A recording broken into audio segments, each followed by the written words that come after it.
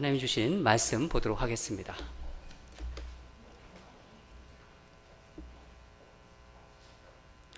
마태복음 13장 18절에서 30절입니다. 제가 가진 성경책은 마태복음 신약성경 21페이지에 있습니다. 한 절씩 교독하고 마지막 절은 함께 읽도록 하겠습니다. 마태복음 13장 18절에서 30절. 그런즉 씨 뿌리는 비유를 들으라.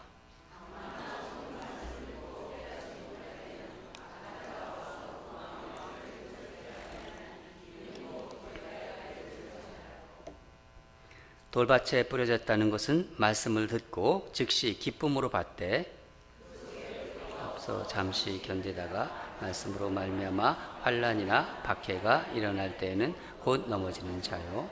가시떨기에 뿌려졌다는 것은 말씀을 들으나 세상 염려와 재물의 유혹에 말씀이 막혀 결실하지 못하는 자요. 좋은 땅에 뿌려졌다는 것은 말씀을 듣고 깨닫는 자니 결실하여 어떤 것은 100배, 어떤 것은 60배, 어떤 것은 30배가 되었느라 하시더라.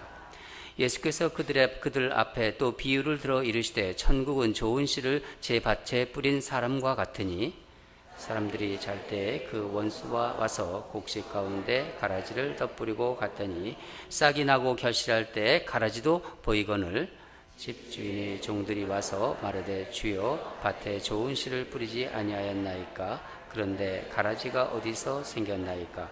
주인이 이르되 원수가 이렇게 하였구나. 종들이 말하되 그러면 우리가 가서 이것을 뽑기를 원하시나이까?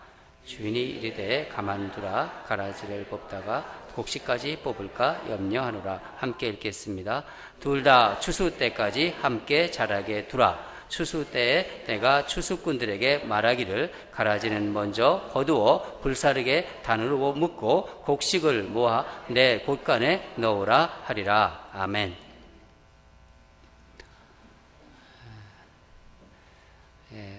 오늘부터 하나님 나라 시리즈 첫 번째로 이렇게 비유 말씀을 가지고 하나님 나라에 대한 우리 말씀을 한번 나누도록 하겠습니다. 첫 번째는 씨 뿌리는 비유를 들으라입니다. 예수님은 비유를 즐겨 사용하셨습니다. 실제로 공관복음을 보면은 그 공관복음 내용 중에서 한 3분의 1 정도가 비유라는 사실이 예수님이 비유를 얼마나 많이 사용하시는지 잘 보여주고 있는 것입니다. 비유로 말씀하실 때는 어려운 그런 어떤 철학적인 이야기를 하지 않으셨어요.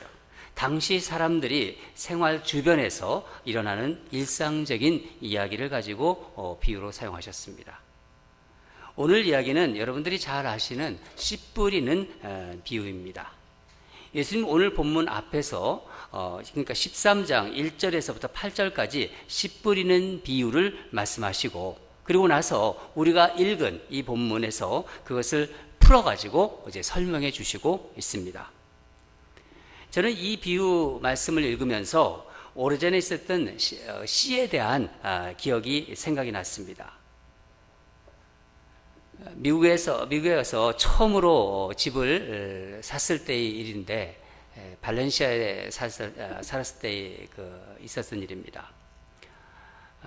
집에 이제 뒷마당에 있는 집이었는데 잔디가 많이 죽어 있었습니다.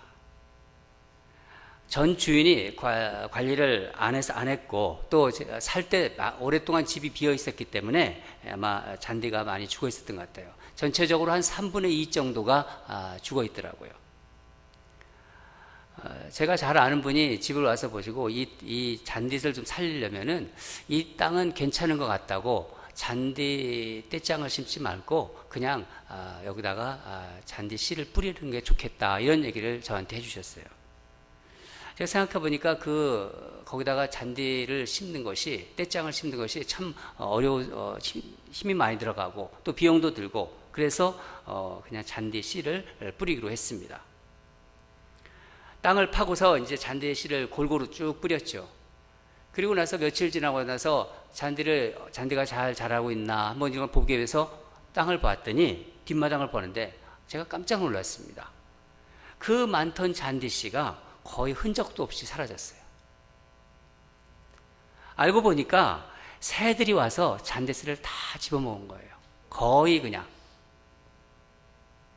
저는 잔디씨를 뿌리면서 정말 그 어떤 그 푸른 어떤 초장을 생각하면서 잔디씨를 뿌렸는데 결과적으로 어떻게 된 겁니까? 새밥을 준 거예요. 그죠? 제가 그런 얘기를 주변에 좀 또 여러분들한테 들었더니 마켓에 가면은 잔디씨의 그 코팅한 게 있대요. 새들이 싫어하는 약품으로 칠한. 그래서 그거를 또 알려줘가지고 그거를 사다가 이제 잔디씨를 뿌려서 어느 정도는 잔디가 자라는 기쁨을 맛보았습니다. 저는 씨를 바꾸어서 잔디밭을 만들 수 있었지만은 오늘 이 비유는 씨 뿌리는 사람이 같은 씨를 뿌린 거예요. 동일한 씨를 뿌렸다는 것을 전제로 하고 있습니다. 똑같은 씨를 뿌렸는데 좋은 땅에서는 100배의 결실이 있었는가 하면은 다른 곳에 뿌려진 씨앗들은 결실을 맺지 못했습니다. 무엇 때문일까요? 씨앗이 뿌려진 곳이 달랐기 때문입니다. 그래서 이 씨 뿌리는 비유의 핵심은 씨가 아니라 씨가 뿌려지는 땅입니다. 씨는 여러분 무엇을 비유하나요? 씨. 하나님의 말씀이죠. 씨를 뿌리는 농부는 예수님이십니다. 씨앗이 뿌려진 곳은 어디인가요? 사람들의 마음밭을 비유하고 있는 것입니다. 한마디로 요약하면은 씨가 뿌려진 곳이 옥토, 그러니까 좋은 땅이죠. 옥토일 때 열매를 맺게 된다는 말씀입니다. 그러면서 제가 이 말씀을 묵상하면서 제 마음을 이렇게 살펴봤어요. 그러면 내 마음은 좋은 땅, 옥토인가? 이 질문에 대해서 자신 있게 대답할 수 없었어요. 그렇습니다. 저는 하나님 말씀을 그대로 받아들이는 마음밭, 그런 좋은 땅입니다. 그렇게 자신 있게 얘기할 수 없었다는 거예요. 제 마음밭에는 단단한 자갈들이 있는 것 같았고 또 가시덤불도 있는 것 같았어요. 저는 오늘 말씀을 묵상하면서 열매를 맺지 못하는 땅들의 특징을 주목했어요. 열매 맺지 못하는 땅의 특징. 그런데 이런 특징들을 극복해내면은 옥토가 될 수 있지 않을까 하는 바람이 있었기 때문입니다. 예수님께서 처음 말씀하시고 있는 이 마음밭은 사실 밭이라고 할 수 없지 않습니까? 사람들이 걸어다니는 길가입니다. 다시 한번 우리 19절을 다 함께 읽도록 하겠습니다. 시작. 아무나 천국 말씀을 듣고 깨닫지 못할 때는 악한 자가 와서 그 마음에 뿌려진 것을 빼앗나니 이는 곧 길가에 뿌려진 자요. 여러분, 씨가 길가에 뿌려진 것 같은 사람은 어떤 사람을 두고 얘기하는 걸까요? 하나님 말씀을 들어도 아무 흔적이 없는 사람들이에요. 말씀을 들어도 오른쪽으로 듣고 왼쪽으로 흘려보내는 사람들.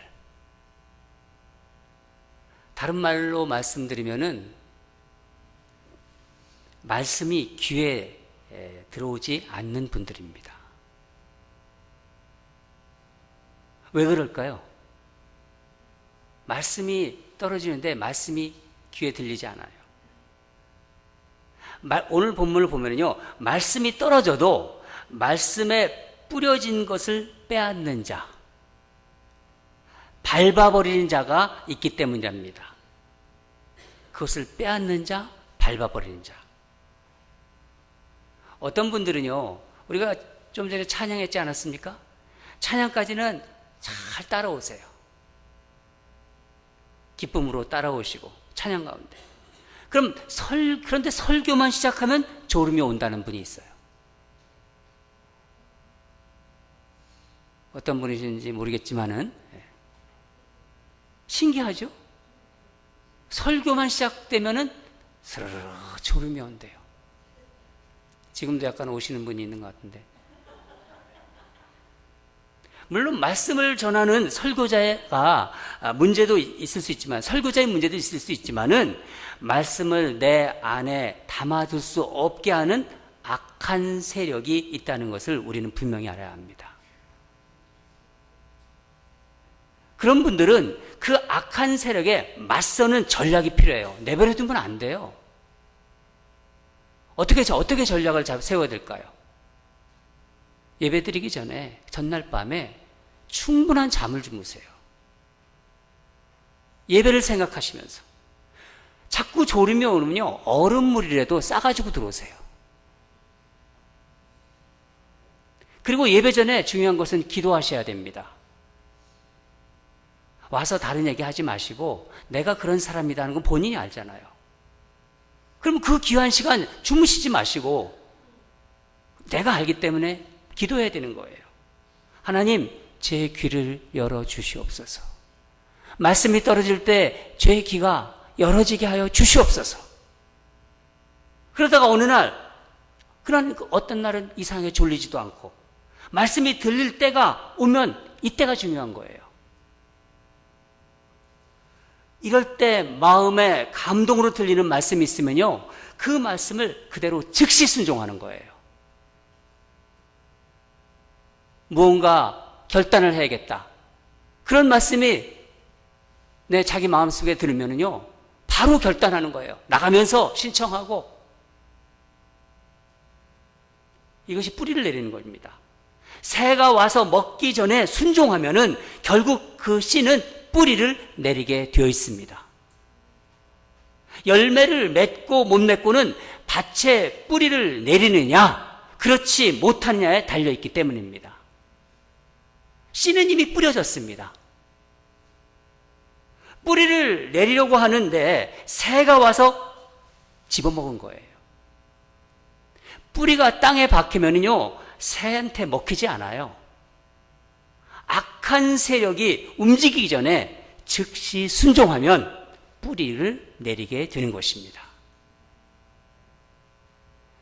몇 년 전에 아내와 함께 이쪽 캘리포니아 서부 해안을 쭉 따라 올라갔어요. 오레곤을 지나서 저 시애틀까지 쭉 올라갔습니다. 워싱턴 주 끝까지 여행한 적이 있는데, 오레곤 주 그쪽을 지나는데 길가에 지천으로 널린 게 블랙베리더라고요. 블랙베리. 아주 많더라고요. 계속. 성령님께서 길을 열어주시는 즉시 말씀에 순종하면 우리의 연약한 심령도 그렇게 열매를 맺을 수 있는 것입니다. 두 번째 마음이 돌짝밭입니다.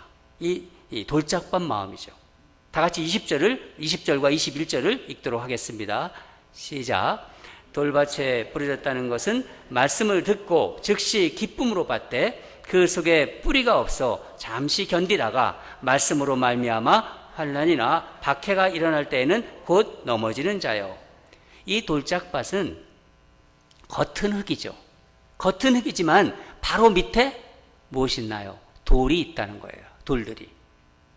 그래서 뿌리를 내릴 수가 없는 밭입니다. 싹은 올라오지만은 뿌리를 깊게 내릴 수 없기 때문에 어떻게 됩니까? 곧 말라져 버려요. 시들어져 버려요. 이런 분들은 대개 어떤 유형인가요?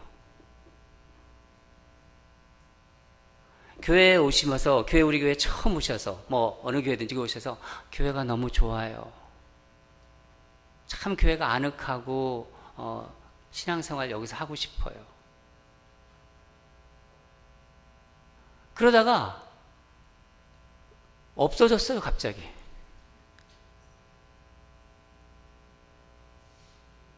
자세히 알고 보면요, 그래서 전화해보고 그러면 남편이 교회 다니는 걸 싫어해요. 교회 가는 걸 말린다든가.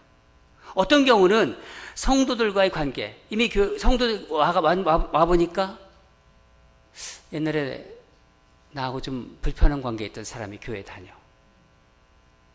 또 이곳에서 뭔가 사역을 하다가 마음에 안 맞아. 이런저런 이야기로 마음에 불편함이 있어요. 성도들과의 관계가 불편하면 이런 문제로 교회를 나오지 않는 분들입니다. 여러분, 이런 경우에 어떻게 열매를 맺을 수 있을까요? 돌짝밭을 뚫고서 깊게 뿌리를 내려야 되는 거예요. 여러분 한번 상상해 보세요. 이 돌틈 사이에 우리가 이렇게 보통 이렇게 집 같은 데 보면은 뭐 드라이브에 보면은 그 세멘트 바닥에 그 뚫고 올라오는 그 어떤 그 꽃 같은 거 보지 않습니까? 아주 그냥 그 돌틈 사이에서 피는 생명력이 질긴 꽃나무 한번 상상해 보세요. 여러분, 성경 공부 같은 거 바로 등록하는 겁니다. 지금 성경 공부 기간이 아니다. 그러면 목사님 성경 공부하고 싶어요. 그렇게 보내세요. 알려주세요. 지난번에도 어떤 분이 그렇게 말씀하셨어요. 그래서 그분이 다시 성경 공부하기 시작했어요. 성경 공부에 바로 등록하는 거예요. 그래서 말씀을 공부하는 것입니다. 뿌리를 내리는 데는요, 성경 공부가 도움이 됩니다. 그런데 말씀만 공부한다고 해서 뿌리가 깊이 내려지는 것은 아닙니다. 어떻게 해야 되죠? 반드시 말씀을 공부하면요, 순종으로 이어져야 돼요. 그래서 말씀을 공부하면요, 실천으로 연결되어야 뿌리를 깊게 내릴 수 있는 것입니다. 그런 의미에서 또한 전도 같은 것, 전도는요, 말씀을 뿌리 내리게 하는데 실전 경험을 쌓게 해요. 전도하기 위해서 기도하지 않아요? 또 말씀도 보잖아요? 그리고 그 전도지를 가지고 나가잖아요. 또 다락방에 들어가서 공동체 생활을 하면서 서로 배우게 되는 거예요. 이 사람이 얘기하는 거, 또 말씀을 가지고 같이 있고, 또 내가 어떤 말씀을 가지고 또 나누잖아요. 이것 또한 실전 경험을 쌓게 하는 것이라고 볼 수 있는 것입니다. 여러분, 우리에게는 이런 마음이 있어요. 제가 여러분들과 똑같이 신앙생활을 해봤기 때문에, 제가 집사였고 평신도로서 신앙생활을 하다가 신학 공부를 해서 목사가 된 사람이기 때문에 그 마음을 제가 잘 알아요. 여러분이나 저희 마음. 나는 저런 타입은 싫어. 그게 있어요. 난 저런 사람들하고 상종하고 싫어. 어려운 일이지만은요, 이런 것부터 싸워 나가야 합니다. 이건 내버려두면 안 돼요. 하나님 말씀으로 사랑할 수 없는 사람을 사랑하는 거예요. 내 본능으로는 사랑할 수 없어요. 그렇지만은 내 본성으로는 하나님 말씀으로, 하나님 말씀 때문에 내가 그 사람 사랑하려고 노력하는 것, 미운 사람 사랑하는 것, 같이 일할 수 없는 사람과 같이 사역하는 것, 저 사람하고 사역하고 싶지 않지만은 하나님이 나를 붙여주었기 때문에 사역할 수 있는 마음을 갖는 것, 이런 훈련을 통해서 서로 부딪히면서 우리 믿음이 자라고 그 뿌리가 계속해서 깊이 내려지게 되는 것입니다. 세 번째로, 열매를 맺지 못하는 마음밭이 가시떨기에 뿌려진 말씀입니다. 22절을 같이 읽도록 하겠습니다. 시작. 가시떨기에 뿌려졌다는 것은 말씀을 들으나 세상의 염려와 재물의 유혹에 말씀이 막혀 결실하지 못하는 자요. 한마디로 이런 마음은 가시덤불, 그러니까 잡초밭을 말하는 거예요. 잡초밭. 가시덤불이 뭐죠? 잡초밭. 씨가 잡초하고 경쟁하는 신세가 되는 거예요. 신세가 되는 거예요. 땅의 자양분을 가지고 잡초하고 지금 싸우고 있는 것입니다. 여러분, 잡초는 무엇이라고 무엇인지가요? 예수님께서 말씀하셨는데, 세상의 염려와 재물의 유혹. 예를 들면 이런 겁니다. 예수님을 믿으세요. 우리 같이 교회 다닙시다. 그러면요, 언젠가는 나 예수님 믿을 거야. 그러나 지금은 바빠. 지금은 아니야. 나중에 교회 나오겠다. 세상 일이 바빠서 이 세상 일 어느 정도 한 다음에 교회에 가겠다.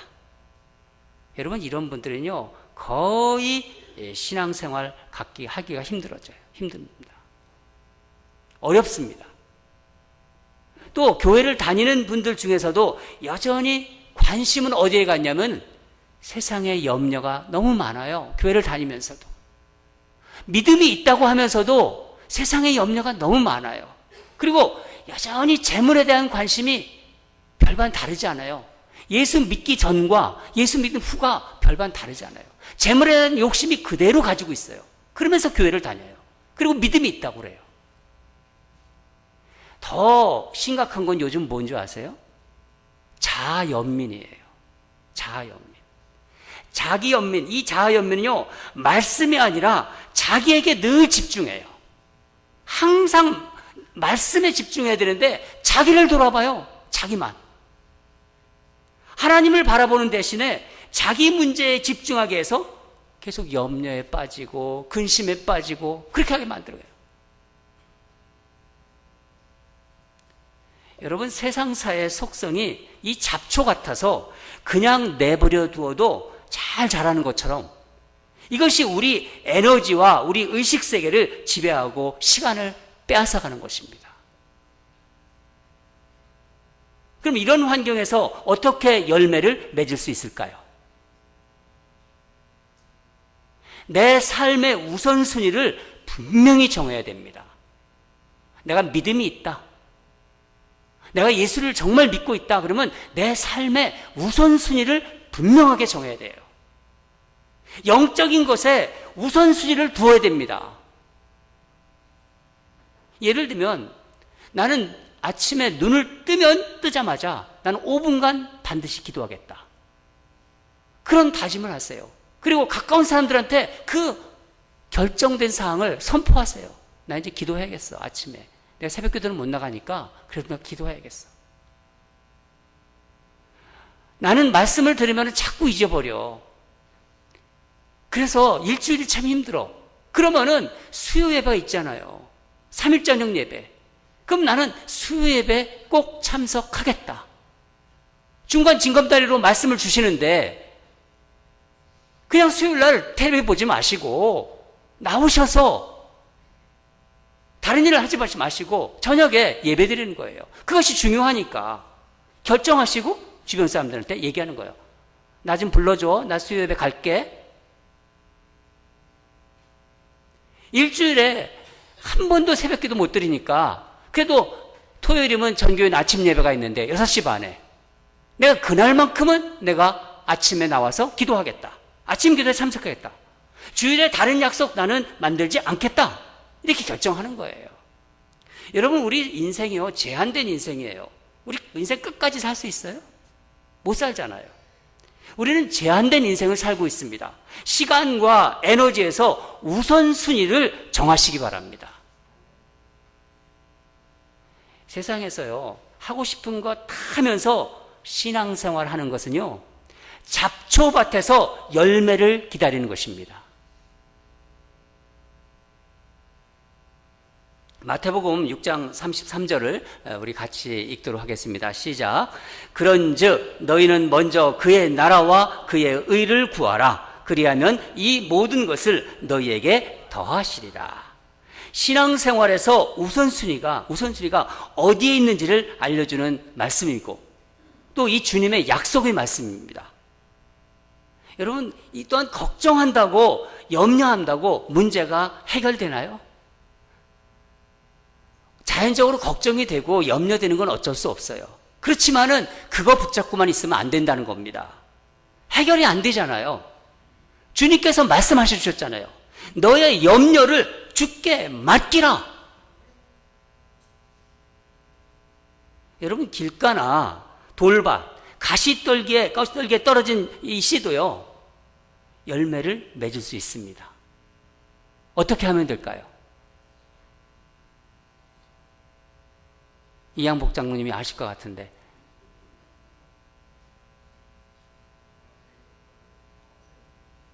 네. 땅을 바꾸면 돼요. 토양을. 그러니까 우리의 마음밭을 바꾸면 됩니다. 딱딱한 땅을 기경하여 뒤엎잖아요.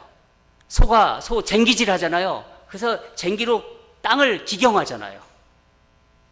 이 땅을 기경하여 뒤엎는 것처럼 내 생각이 있어요. 내 생각 내가 좀 알아요. 내 욕심이라 있는 거 내가 알아요.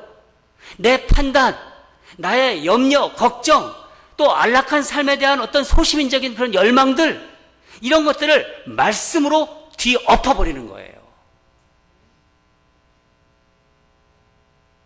마음이 내키지 않아도, 본능상 마음이 내키지 않아요. 손해를 봐야 할 것 같아요. 이렇게 하면 손해볼 것 같아요. 손해를 보아도 그렇게만 할 수 있다면 여러분의 심령은 주님이 기뻐하시는 아름다운 열매를 맺는 좋은 땅이 될 것입니다. 예수님께서는 이 씨 뿌리는 비유를 말씀하신 다음에 이어서 알곡과 가라지 비유를 말씀하셨어요. 여러분, 이 세상에 이렇게 살아가는 동안 보면요, 악한 사람이 잘 되는 거 보면 여러분 마음 어떠세요? 저 인간 참 못된 인간인데 어떻게 저렇게 하는 일마다 잘 되고 저렇게 잘 사나?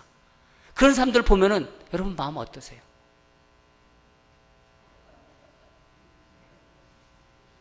속상하지 않으세요? 전 속상하더라고요. 반대로 하나님을 정말 잘 믿는 분인데 하는 일마다 안 돼. 고난에 고난이 막 겹쳐 있어 막. 그런 고난 받는 것을 보면 여러분 어떻습니까? 너무 안타깝잖아요. 그렇지 않아요? 속상하고 맥이 쫙 빠지고. 왜 하나님께서는 악한 사람을 어떻게 좀 하시지 저렇게 그대로 내둘까? 그런 마음도 불현듯 들어요. 우리는 그 대답을 이 알곡과 가라지 비유를 통해서 알 수 있습니다. 본문에서 이 알곡은 밀을 말하고 있는 건데, 밀 있죠? 밀.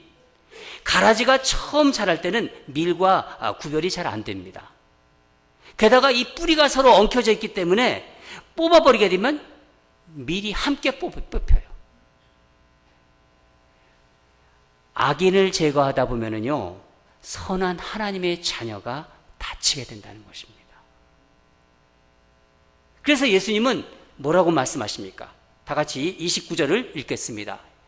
시작. 주인이 이르되 가만 두라. 가라지를 뽑다가 곡식까지 뽑을까 염려하노라. 당시 사람들은 이 땅에 메시아가 오시면 악인들은 멸망할 것이다. 그리고 선한 사람들이 세상을 지배하는 의로운 나라가 될 것이라고 이렇게 생각하고 있었어요. 예수님은 그렇지 않다는 것을 이 가라지 비유를 통해서 말씀하신 것입니다. 하늘나라가 이 땅에 임해도 알곡과 가라지, 선인과 악인은 서로 공존한다는 것입니다. 왜냐하면 가라지를 뽑아내다가 알곡이 다치게 되기 때문입니다. 만약에 하나님께서 가라지를 뽑아내신다면 우리 가정, 이 사회는 존속하기가 힘들어집니다. 우리를 가라지와 함께 두신 것은요, 하나님의 놀라우신 자비입니다. 여러분, 우리에게 이런 생각이 있어요. 거룩한 사람들만이 모인 교회, 정의가 실현되는 이 세상, 우리에게 이런 소망과 꿈이 있습니다. 참 아름다운 꿈이죠. 그렇지 않습니까? 그러나 불행히도 그런 세상은 이 세상에서 이루어질 수는 없는 것입니다. 예수님께서 알려주시는 교훈의 하나가 바로 이것입니다. 우리는 세상에서 가라지와 함께 살아야 한다. 하나님 만날 때까지, 우리 주님 만날 때까지 가라지들과 함께 살아야 하는 것이 우리의 실존입니다. 여러분, 세상뿐만이 아니에요. 교회 역시, 이 땅의 교회 역시 거룩한 공동체를 지향하지만은요, 가라지와 함께 신앙생활하고 있다는 것을 아셔야 합니다. 교회에도 가라지가 있습니다. 그래서 우리는 예수님께서 추수할 때까지 나의 신앙생활을 방해하고 내 믿음을 방해하는 그 가라지 틈들, 이 가라지들 틈들 사이에서 우리는 어떻게 해야 돼요? 열매를 맺어야 돼요. 그런 환경 속에서 우리는 열매를 맺어야 되는 것입니다. 그렇기 때문에 우리에게는 신앙의 순수성과 함께 필요한 것이 뭡니까? 신앙에 야성이 있어야 돼요. 야성. 이 땅에서 어차피 악인과 함께 살아야 하는 거예요. 선한 사람들끼리만 살 수가 없어요. 그래서 유약한 신앙으로, 그런 약한 신앙으로는요, 가라지들과 싸워서 이길 수가 없기 때문입니다.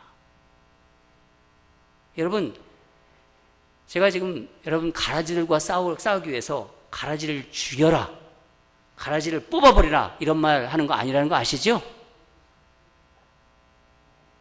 우리 주님께서 어떻게 말씀하시는지 한번 보겠습니다. 다 같이 30절을 읽겠습니다. 시작.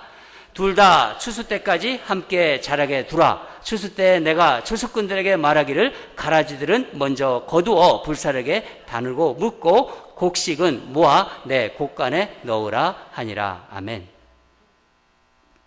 예수님은 가라지의 운명은 어떤 운명이라고요?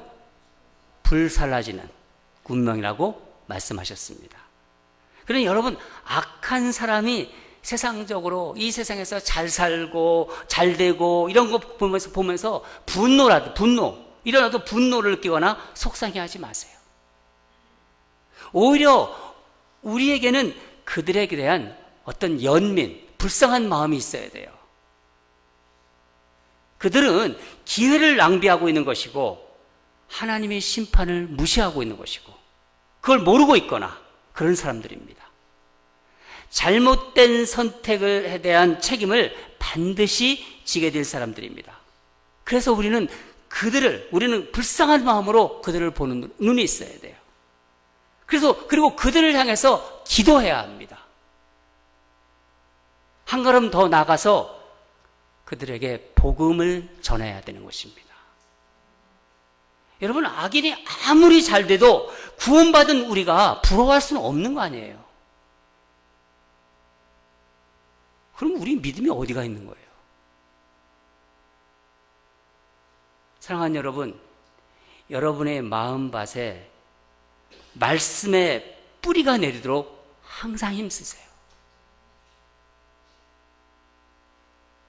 결국은 그 뿌리를 내리려면요, 말씀에 대한 순종밖에 없어요. 말씀을 실제로 순종하는 것. 순종을 방해하는 환경과 상황, 나의 기질과 어떤 생각, 그리고 세상 염려에도 불구하고 오늘 내가 할 순종은 오늘 순종하세요. 미루지 마세요. 이거 순종해야겠다. 그런 마음의 감동 주시면요, 즉시 순종하세요. 또한 우리가 기억해야 될 것은요, 우리는 가라지들 틈에서 신앙생활을 한다는 것을 아시기 바랍니다. 그러기 위해서 믿음의 장성한 분량까지 자라도록 야성 있는 신앙이 되도록 여러분 끊임없이 훈련받으셔야 돼요. 이번 주부터 하나님 나라 들어가기 이렇게 시리즈를 제가 설교합니다. 여러분, 이 하나님 나라는 임하고, 그렇지만 하나님 나라를 들어가기 위해서 우리가 어떻게 들어갈 것인가, 우리가 어떤 준비를 해야 되는가, 이것은 대단히 중요한 이야기입니다.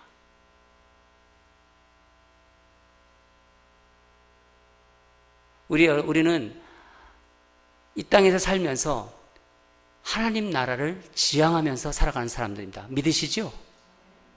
우리 주님이 기뻐하시는 열매를 맺는 여러분의 삶, 그리고 저의 삶, 그리고 우리 교회가 되기를 주님의 이름으로 축원합니다. 다 같이 기도하겠습니다.